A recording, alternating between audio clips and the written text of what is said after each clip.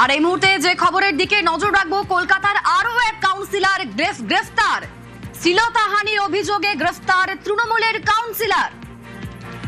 কলকাতার আরো এক কাউন্সিলরকে গ্রেফতার করা হয়েছে। গ্রেফতার তৃণমূলের কাউন্সিলর, তার বিরুদ্ধে শ্লীলতাহানির অভিযোগ রয়েছে।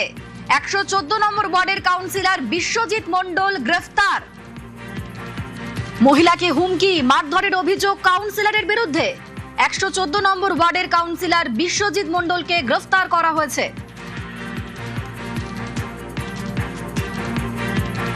আরো একবার জানাই, কলকাতার আরো এক কাউন্সিলর গ্রেফতার।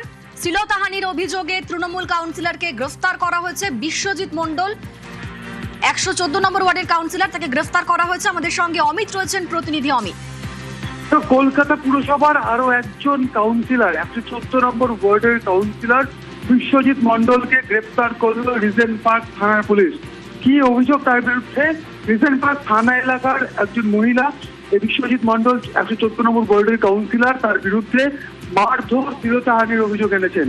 2024 সাল থেকে 2026 সাল, প্রায় 2 বছর ধরে বিভিন্ন সময়ে মহিলার শ্লীলতাহানি, এমনকি মারধর করা, হুমকি দেওয়া, এই ধরনের কিন্তু অভিযোগ রয়েছে বিশ্বজিৎ মণ্ডলের বিরুদ্ধে। রিজেন্ট পার্ক থানার দ্বারস্থ হন ওই মহিলা।